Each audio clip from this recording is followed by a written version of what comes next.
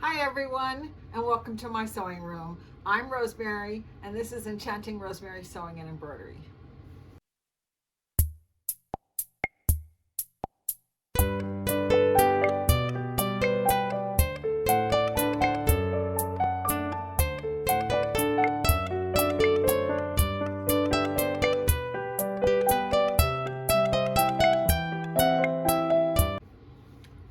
Hi everyone, and welcome back. This is going to be kind of a quick little video that I wanted to show you. In this past week, 3 of my friends and I went to Hamilton, Missouri for Missouri Star Quilt Company. I'd been told about it, I watched the videos, but I always wanted to go, and it was so much fun. They have the entire main street of Hamilton, Missouri is quilt stores. They also have a yarn store. They also have a purse store with all the purses, hardware and patterns and everything you need to make your own purses. So it just was a whole lot of fun. And I went a little bit crazy, but we had a really good time. And then not only did we go there, but if you go just a little bit further out of town, there's a little town that's an Amish community, and they had quilt stores there too. So if you go, you have to look around at what's in the surrounding area and find even more quilt stores. We bought lots of things. I took a whole lot of pictures that I want to show you of some of the different stores. The stores actually are broken up into themes. So they have one that's nothing but florals. They have one that's nothing but batiks. They have one that's nothing but children's fabrics, seasonal fabrics, modern fabrics. And my favorite one in the entire place was one that was called the Mercantile, and they had nothing but kind of rustic, old-fashioned looking fabrics. I bought this layer cake, and it's got all these old-fashioned looking fabrics that I just thought would make a really pretty old-fashioned quilt. I have to go through my books and find the right one for it. But this was probably the last one that I bought, but I was very happy with what I got with this one. And another one I bought in there was these little sunflowers, and I actually got a little carried away. I went to a couple of other stores and I found more sunflowers. I found this one that looks like, it says fresh milk, handmade quilts, gasoline, farm fresh. It's just like a country store fabric. And I thought, oh my gosh, I'll put that with my sunflowers. And then this one here almost looks like a bandana fabric that's in yellow. And then this one's got pumpkins and sunflowers. And I think I bought this in one of the Amish stores, which I thought was really pretty. And then I'm gonna back it with these barns. So I'm gonna try and take a whole lot of pictures for this video to give you a little bit of close-ups on some of the different fabrics so you can see what I got. This one here kind of goes with it. It's actually about bees. It says be happy, be positive, be prayerful, but it's the right colors. So I thought that one would be really fun to put in it, and I might put this little one with the honeycombs in it. I don't know yet. We'll have to see what I end up with. I also got some Christmas fabric. So we had holiday season and poinsettias. Those are going to come in handy for a lot of different things.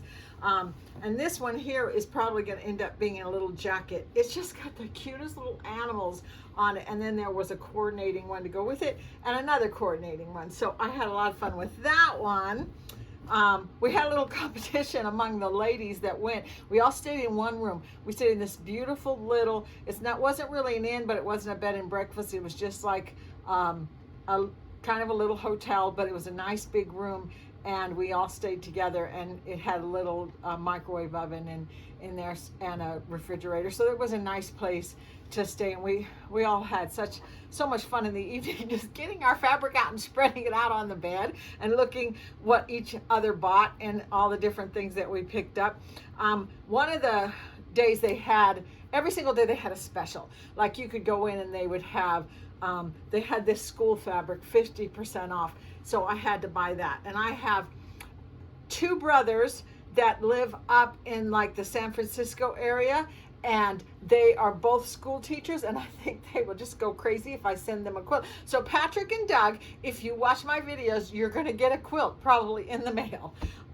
The other one that I found that was also a layer cake that I couldn't resist was Thomas the Train. And look how many cute Thomas the Train fabrics are in here. All 10 by 10 squares. My son has a nephew. His name is Pablito. Hi, Pablito.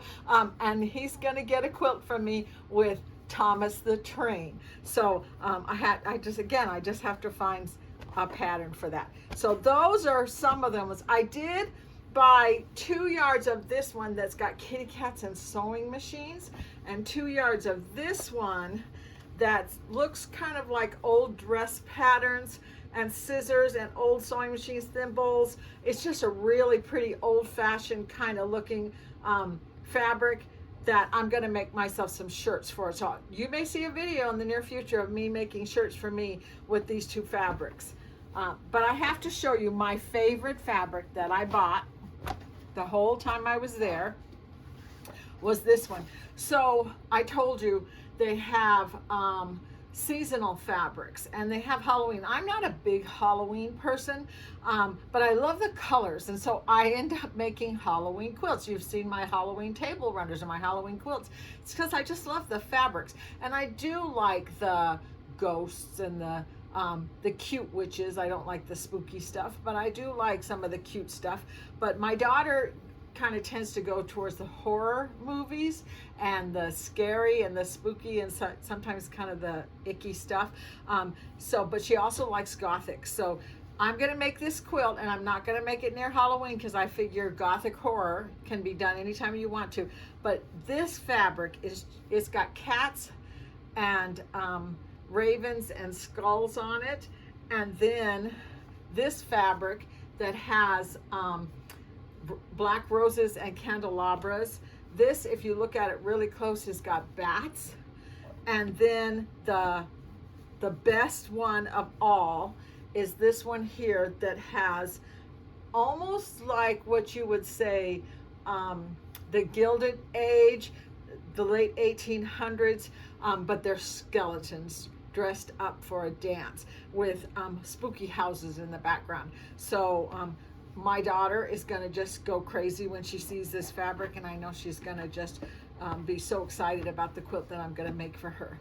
So that was everything that we bought. I also wanted to show you a couple of pictures of the Quilt Museum that they have in Hamilton.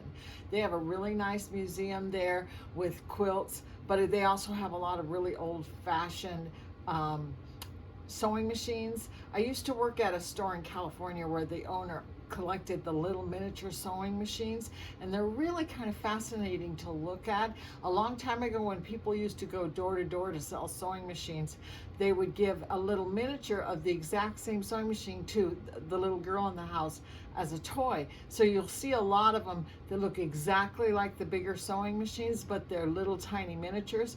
And I've seen a lot of them over the last 20 or so years that I've been in the sewing machine business. But this museum was stock full. They had an entire room full of little miniature sewing machines, which I found really fascinating.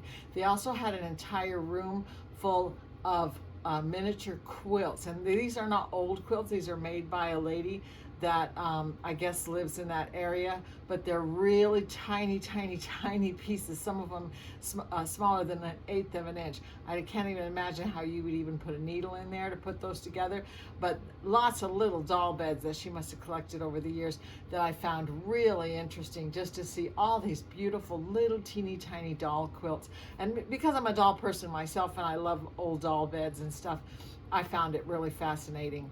They also had another room in there that was nothing but featherweights. I could not believe how many featherweights they had in this room. And they had the 222, and they had some other colors that I've never seen before. I've seen a lot of featherweights over the years, but they had some really interesting ones of that. So that was just a really fun couple of hours that we spent there looking at the quilts. They had a whole bunch of applique quilts on display and some really old antique quilts, but they also had a lot of ones that ladies had contributed to just their quilt display. So we had a really good time just walking through that museum. And out in front of it, they had the world's largest spool of thread that you could add some thread to. So we did that, and we took a picture in front of the world's largest spool of thread. And they had a car that was covered in buttons, and that was really fun. We took a picture out in front of that car too. So it definitely was worth our time. If you ever go to Hamilton, you need to check out the Quilt Museum.